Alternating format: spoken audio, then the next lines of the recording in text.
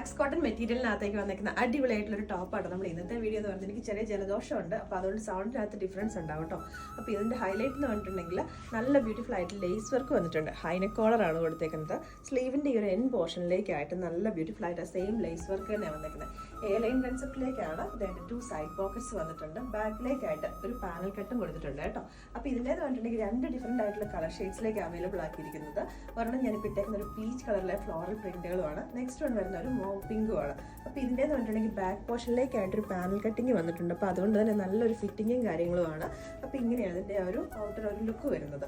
അപ്പോൾ ഇതിൻ്റെന്ന് പറഞ്ഞിട്ടുണ്ടെങ്കിൽ without lining ആണെങ്കിൽ പോലും നല്ല കട്ടിയുള്ള ഫാബ്രിക്കാണ്. ഫ്ലാക്സ് കോട്ടൺ എന്ന് പറയുമ്പോൾ എല്ലാവർക്കും അറിയാമല്ലോ അല്ലേ. അപ്പോൾ ഇതിൻ്റെ പ്രൈസ് നമ്മൾ കൊടുത്തിരിക്കുന്നത് 865 ആണ്. മീഡിയം തൊട്ടിട്ട് 3XL സൈസ് വരെ അവൈലബിൾ ആക്കിയിരിക്കുന്നത്. അപ്പോൾ ഇത് കുറച്ചൊരു ഫ്രീ സൈസിലേക്കായി ഈ ഒരു കുർത്തീസ് വന്നേക്കുന്നത്.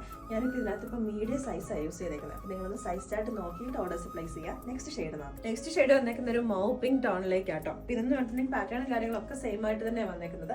ജസ്റ്റ് ആ ഒരു പ്രിന്റുകൾക്ക് മാത്രമേ ഡിഫറൻസ് ഉള്ളൂ. അപ്പോൾ ഇതിനകത്ത് ഇപ്പം ഞാനിപ്പോൾ ലാർജ് സൈസ് ആയിട്ടേക്കുന്നത്. ഞാൻ ജസ്റ്റ് നിങ്ങളെ കാണിക്കാൻ വേണ്ടി കുറച്ചൊരു ഫ്രീ സൈസിലേക്ക് കിടക്കുന്നുള്ളൂ. ബാക്കി ഷോൾഡറും കാര്യങ്ങളൊക്കെ ഓൾമോസ്റ്റ് സെയിം ആയിട്ട് തന്നെ വന്നേക്കുന്നത്. അപ്പോൾ ജസ്റ്റ് നിങ്ങൾ സൈസ് ചാർട്ട് നോക്കിയിട്ടൊന്ന് പർച്ചേസ് ചെയ്യുക കേട്ടോ.